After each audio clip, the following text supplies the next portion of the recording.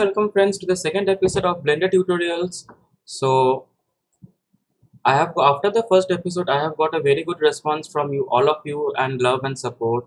So here was my second episode of Blender in-depth tutorials, which I really want you to focus on this and watch each and everything, because um, I actually says all the thing like in depth, in detail, like according to I go ahead with the project. So basically don't miss any details. So there are many little shortcuts and little small things that I keep on saying while showing you the tutorials, that basically helps you while working in a flow or doing the projects, makes things very handy. There are small tricks and tips, there are small secrets of the industry. So basically my point of view of making this tutorial is, it's very good to take Blender as a hobby, but I myself working in this industry for almost 4 years, 4 years till date. So basically to me Blender is like my bread and butter, or whatever you can say, my profession and everything. I am working in Blender and making the most of the money from it, as a work, as a profession, of course as a hobby. So it was my passion, so I converted my passion into profession, and it's giving me a very fruitful career. So I really want you people to focus on this, and in all the details that I say, that I learned from the industry, that I have faced many issues and problems, which I really want to show you in this tutorials as we go ahead with the episodes and all the videos that I'm presenting to you. So this is the second episode, and we are about to discuss, and I'm about to show you about the edit mode of the modeling in 3D space in Blender. So basically, as and one more thing, on the left hand corner in the below, just keep following this, what to say, it's like a watermark icon and thing. So where you will get that what I am using, what are the shortcuts, and what are the mouse and the keyboard buttons that I'm using. So it will be very handy for you to understand, as well as you can get it because every time when I'm showing you, it's always not possible to say you what are the keyboard shortcuts or what are the mouse buttons that I'm using. So keep a watch over here, you will get all the shortcuts and everything. So myself Anirban Sarkar from India over here as your friend, as your guide. So without wasting further more time, here we go in the edit mode of Blender of object, or yeah, basically the object.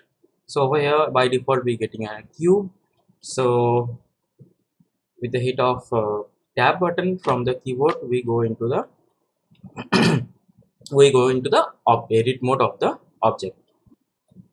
The vertices, the edges, and the faces. So, and one more thing, the pivot point. What is a pivot point? Pivot point means middle, the middle point of a selection, from where the rotation or the scaling will be proportional. So basically the pivot point of this face, every time on the pivot point you will get this axis arrows. So basically in the when I'm selecting face, so the point where I see the axis is the pivot point. So basically if we pull this face in Z direction, we can, as I've already shown you, Z and Y and X and anything in direction, we can scale it not proportionally but as per our requirement. So, and again the vertices and edges. So today I will show you how to make the subdivision. So the subdivision is like with the shortcut is subdivision, or we are just dividing the plane or the vertex, not vertex is not possible for subdivision. Divide the plane and the edges into two or more halves, equal halves. So with the shortcut of Control R, we are getting a this virtual pink line, so which is denoting from here we will be able to divide the face and the edges. right? So after just click, so over here again once more I'm showing you escape and control R, we're getting a line. So it will see it's flickering as soon as the cursor is over here in the face or the edges. I'm getting this line, and after we can scroll up and down to get the to multiply the number of these virtual lines for more and more subdivisions. So supposedly I'm taking only one loop cut, and this is known as loop cut. So when I'm taking only one loop cut and I'm clicking the left button mouse, so I can actually pan over the area parallelly. And one more thing, loop cut happens only when we get a parallel faces and edges that's basically running parallelly over the object. You will get to know what I'm actually trying to say and what are the mathematics that is following in the inbuilt behind the software not graphically. So you will get to know once we all like, or you whatever you say, it's like we take a hands-on on that. So it's running parallelly through over, and if we hit escape or if we hit the right button mouse, I think it's not showing. Just a second, let me just check it over here. Mouse icon, yeah, it's almost fine. Okay, so get back to it. So and we again select the face or any face. So basically this cube has been scaled and is now subdivided. So it's basically when we again hit the tab, it's actually one single piece of object only. And when we are going inside the edit mode, we can see the divisions over here that we are creating gradually. So we can again hit a loop cut over here, that's horizontally. So it's basically now divided into equally horizontally and equally in the vertical mode also. So over here, and we again shifting to select the vertices, edges or the vertex. So I select face over here, and with the hit of a E button on the keyboard, we can actually pull out a face norm with the pull out a face in the direction of the Z axis. So over here, and again we can see in the object mode, this is the model now. Secondly, again if we hit Z, if we hit what is it, no, if we hit E over here, it will come out like this and like this. So we can make much more complex model in the edit mode, and again like this. Okay, there are, so one more thing that I need to say you while working like this. Supposedly so we are in the perspective mode, so it's user perspective, right? So if you hit 5 from the numpad and focus on the object, so this is called the ortho mode. What is an ortho mode, or what is the difference between a perspective mode and the ortho mode? Perspective mode is the basically the view of a 3D object as we see in the real world for any objects as we see them, because all the lines doesn't come in the parallel manner to each other. So in the ortho mode, basically it's a virtual mode which is not possible in real life. It helps you to see the other side of the object in a very parallel manner. And if we hit the 1 from numpad, we get the front mode, and if we hit 3, it's the right mode. If we hit 7, it's the top mode.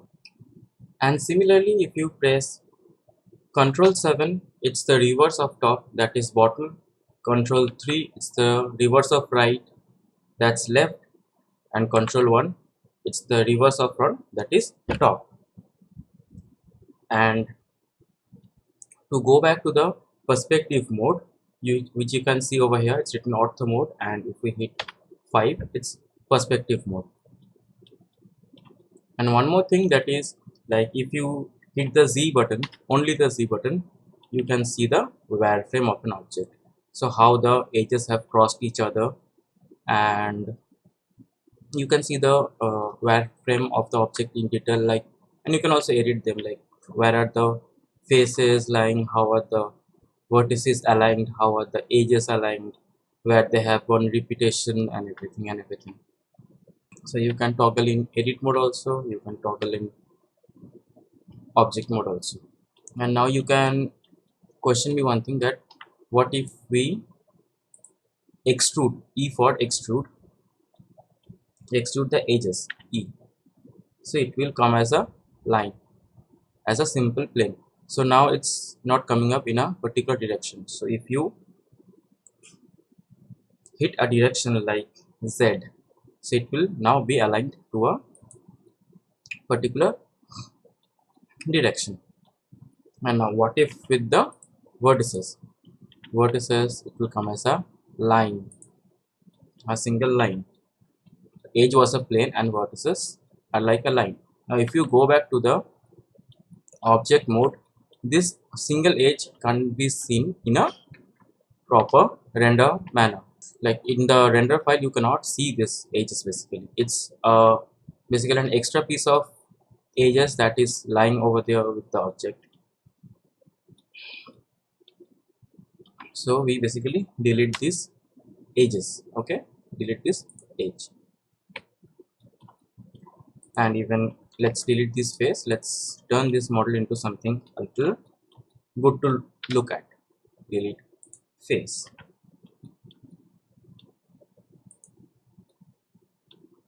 So there are, now let's talk about one thing, that's pivot point. That is a little, not little, that's very important rather, which was a little left over. So pivot point over, you can see that. And one more thing, you can also see the wireframe from over here if you forget the shortcut, that is Z, wireframe bounding box. Now what is bounding box? Bounding box is basically the maximum area that is occupied by the object. So when you basically in real life, when you pack the object, if you supposedly, if you pack the object in a box or a carton, that object may be geometrical, may be organic, may be anything. So it is the maximum space taken by the object if you pack that in a box in real life. So that is how you can see, that is the maximum object, sorry, maximum space that is occupied by the object in X, Y and Z in the 3 direction is basically is known as the bounding box. And the solid is basically the gray model that you can see by default. Next comes the pivot point. Now what is a pivot point? Pivot point is basically the center of the selection. You can also get the pivot point in edit mode and the object mode. So now you can see the pivot point over here is no more in the center of the total object that is formed after editing. So basically it's still there in the default situation or the default position, whereas our model has extruded and has taken a different shape now. So how to recover, or how to basically now how to bring this pivot point back to the middle of the geometry? The shortcut is Control plus Shift plus Alt plus C. Now you set the origin of the object. It's their geometry to origin, origin to geometry, origin to 3D cursor. Now what's origin to 3D cursor means? If you click the 3D cursor with the right click over here, and again if you click to origin to 3D cursor, so the origin now will be at the 3D cursor. So if you now rotate, it will be rotating from the point of the origin or the pivot. So again, now it's the origin to the center of the mass. So now it has come to the center of the object, or you can say center of the volume. So basically here in this case, mass and volume are totally are the same, because it actually is not an organic object. So basically you can differentiate particularly from this object how both of the options are different from each other. So supposedly now if you want to take this pivot in this vertices, in this, after selecting vertices, in this vertices. So basically with an assumption you can take it over here, origin to 3D cursor, but actually perfectly doesn't sit on the vertices. See, there is a difference, there is a fault. If you it's not precise, it's not a way or an option to get an output in a precise form. So it's a hidden it's a hidden trick or a hidden option that you can say. Select these vertices and shift S. Just remember, shift S, you will get a snap option. So now cursor to selected. So then now the cursor is accurately on the vertices, and you go back to the object mode and you change the pivot to 3D cursor.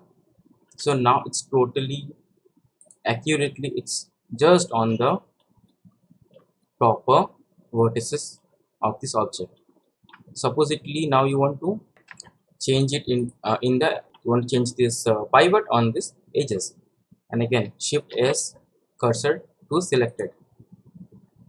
So now the cursor is totally in between center of the edge and perfectly over there. So again now shift control alt C, origin to cursor. Now supposedly you want to stack an object on another object. I move this object a little bit to a side, and if I hit the button of shift and C, so the target cursor will come to its default position, that is 0 of X, Y and Z, and shift plus A will give you the panel from where you can select your objects. So I take a cube again and I move it a little bit. Now I want edge, this edge, particularly this edge, to be aligned perfectly on this edge of the cube. So if I go and drag and do like this and this, it basically won't sit or fit in that object very precisely. It will give you some lack of precisions and it's a very time taking. So what I do is, like, if it's supposedly it's more farther anywhere, like anywhere in this whole 3D space, so what I do is, like, I take I go to the edit mode, select this edge and shift S, selection cursor to selection. So the cursor is over here and my pivot point was the last where I set it as the pivot point.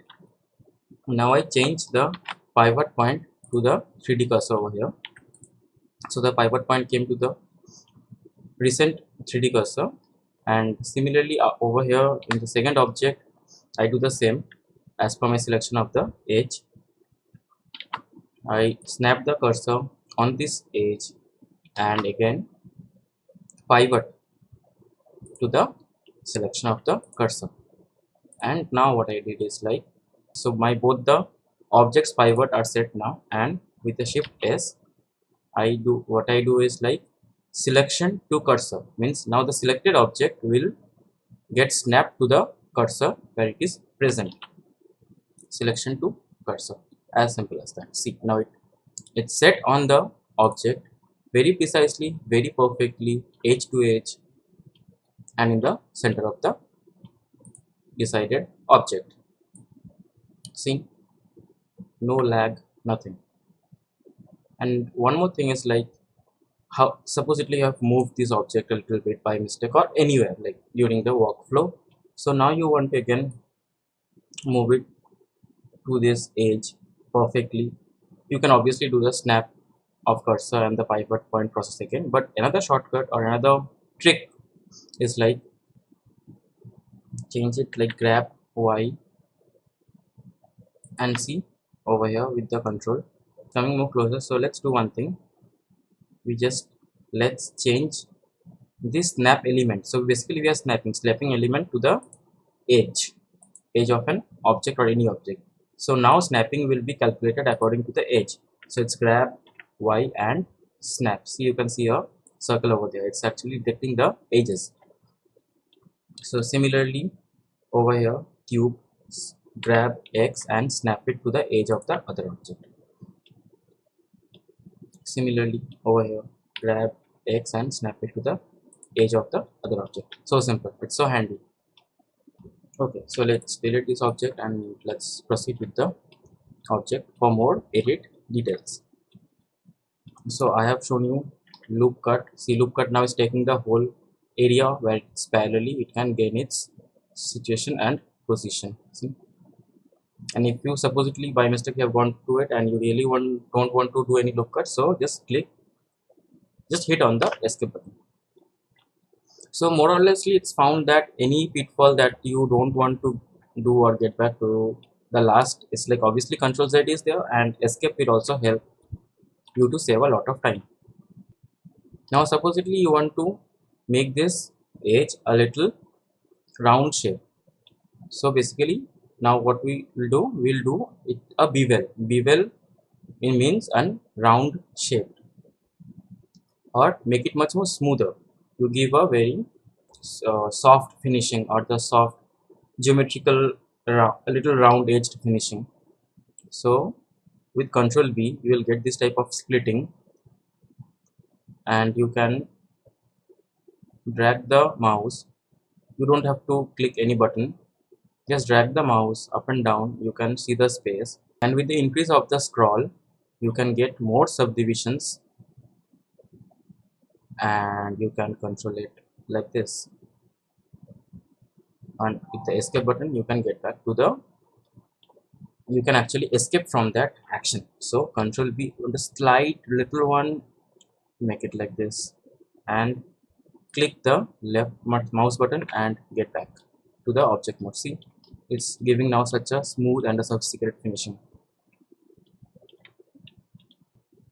Supposedly over here B, and then this one, and over here we can see if we do a little more, taking more space, so it's like B and like this over and like this, so we can make more subdivision more smoother.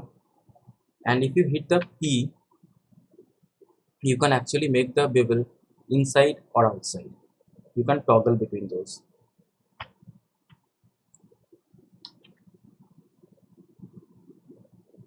Now supposedly you want to make this bevel only on the vertices. You can bevel it like this and hit the V for vertices, and you scroll down, scroll up with the mouse scrolling. So now you can see it's clashing between both of the selected vertices.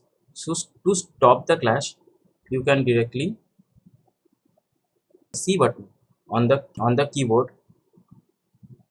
So it will now get stuck on the point from where they won't be overlapped anymore.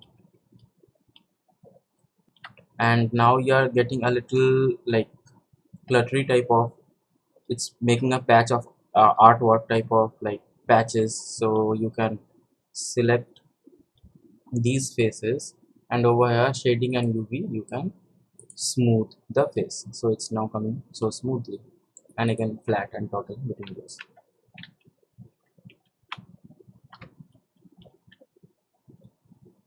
So with these type of the few options that I shown you in the edit mode, let's make an object from scratch. So Shift C the cursor at its origin point, A with the cube over here.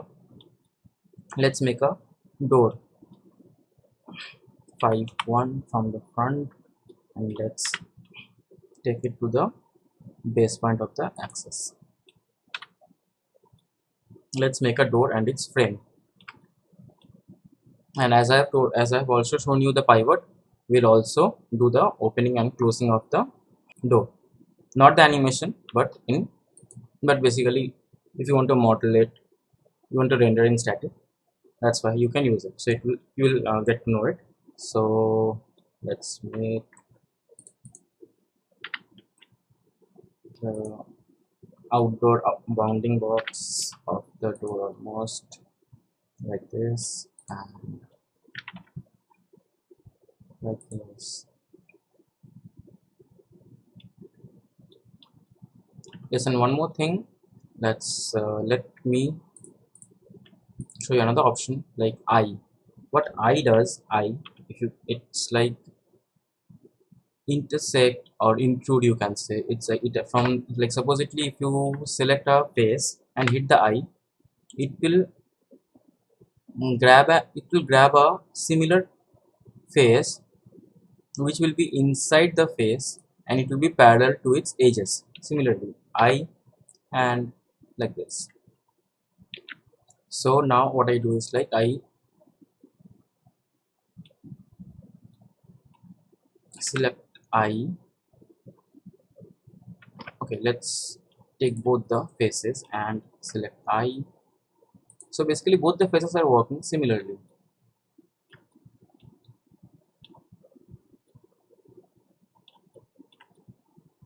And now what we'll do, another new thing, that is like if we hit the P, it will separate the selected faces or edges that we have selected.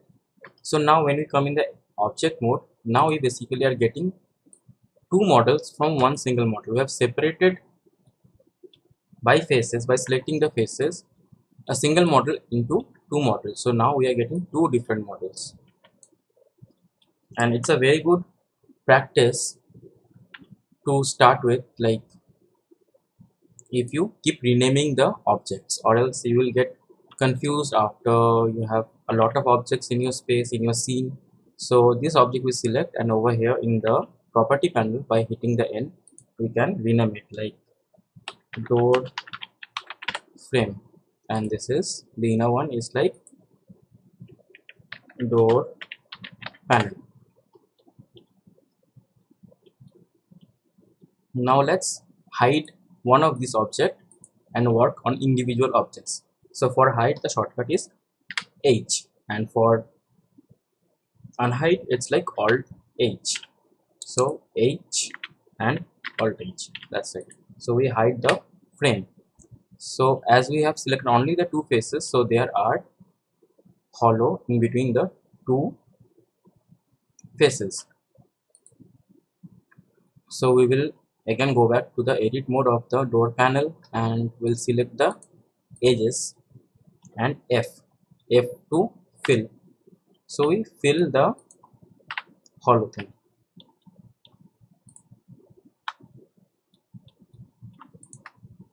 Just like that. So we now get the door panel over here, and now let's unhide the door frame. Now let's hide the door panel and let's work on the door frame. Similarly, as we just fill the edges, be very sure that you don't select the wrong edges, as you can see over here. So come a little close to the edges and then select fill and fill, F for fill and fill. So now the frame has also got a complete object, and after unhiding the door panel, it's also a complete object. So now we can see the door is coming totally parallelly by its edges with the frame. So let's first change the pivot point or the origin of the object to its center of the geometry or the origin of the geometry. Similarly with the frame as well as the panel. So let me show it once more. You can also do it both the objects together after selecting both the object, and please hold shift to select multiple objects, and then again we can do it for both the objects at the same time with the same process. Now let's do one thing.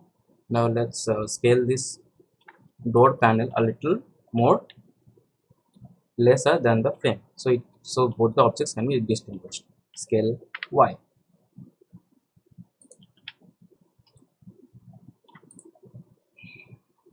So we go to the top, and for seeing it in much detail, go to the Z frame, sorry, wireframe with the Z button, and from the top we can scale it into the Y axis, and we can see how much we are scaling precisely, so that both the faces don't go overlap.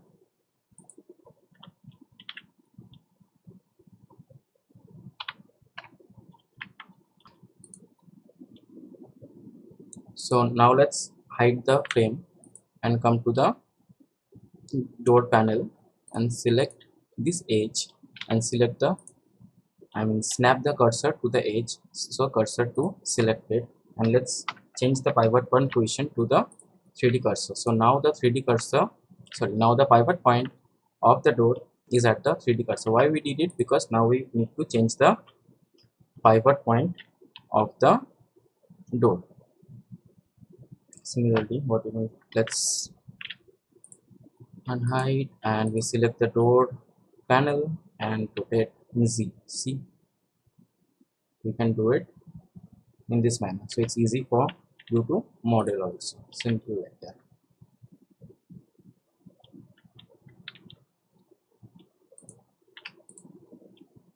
Rotate Z.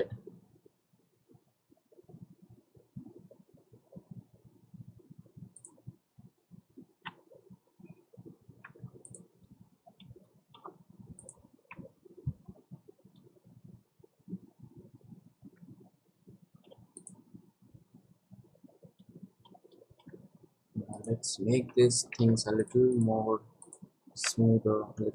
Let's select all the edges together and make a little more smoother.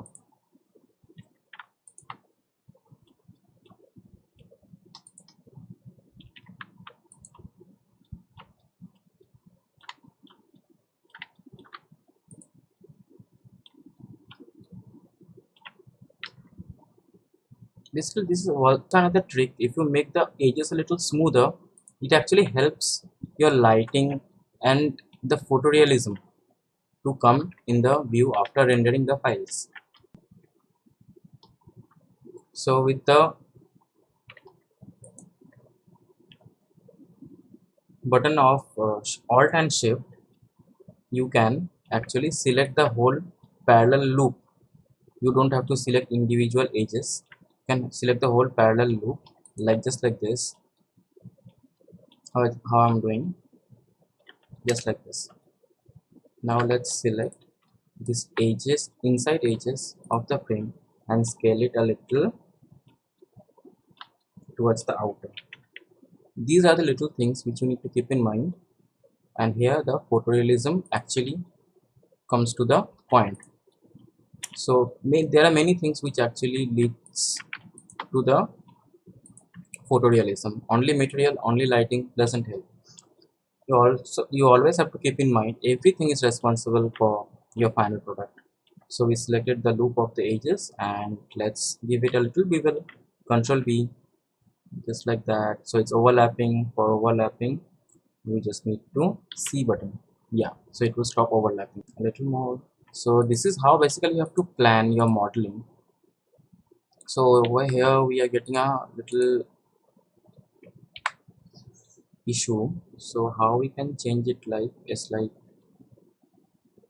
basically everything's go parallelly hand by hand. We have given the bevel over here, but we haven't given the bevel parallelly over here, so it was our mistake. So what we can do is now is like, let's first hide the door panel, and now let's select the faces, and with the control I, it's invert of the selection and delete the faces. So we're getting a boundary, only the boundaries left. So now let's select the edges, come to the front view, ortho front view, and E for extrusion and S for scaling. We can actually bring down the existing mesh or the existing mesh of the object to a new one.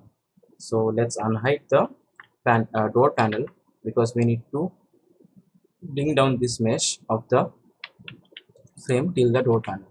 So it's like, again, front view, ortho, and scale it excluding the Y. So scale a shift Y. So now we are scaling but not in the Y, because that will shrink the mesh, and then shift with an axis. So it's like scale shift Y, will come to a direction or the axis without excluding that axis that you have pressed after shift Y H point. Now there is not coming parallelly, so we can do a little of scale of X, just like that.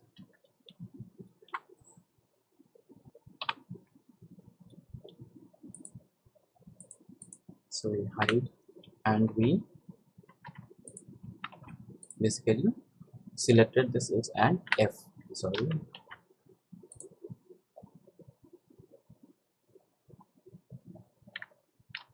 Alt F, that is to fill the grid.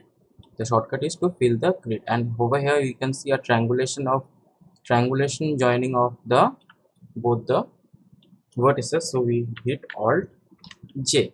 So Alt J, triangulation of the object, sorry, a triangulation of the connection of the vertices and the toggle of it.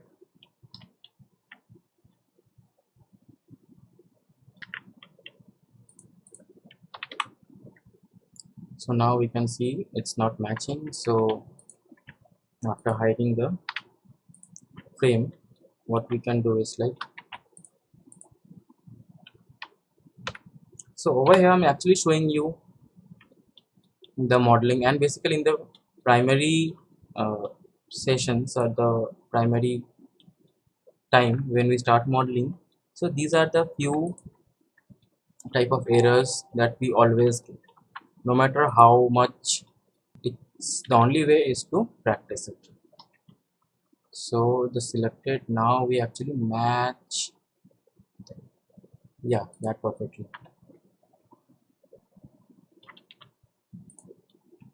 And let's scale the frame a little bit. Yeah, so now it's done. Okay, so say episode 2 today till over here. And one more thing, one of my friend actually requested me to make this session with the task formation. Actually I have described that in the previous episode of episode 1, but I haven't described that in the video. So it's like over here I'm saying like I really want these classes to be a task based one. So today's task will be make anything, like anything from with the options that I have shown you today. Let me see your choices, and my choices will to make the alphabets from A to Z, and to make those alphabets in 3D, make those models. Don't go by the shortcut method that is available over here. Just try to make them from cube or anything. Make those alphabets, and you can also additionally you can make some little few objects, little small objects that you really want to make. We'll surely be back with something more details, helps, and tricks and everything in the next episode. Till then, take care, happy blending, keep on innovating new things, ask me questions, trigger me with more the trouble you have. That's it. That was for today. We'll come up with more the next episode. Thank you so much.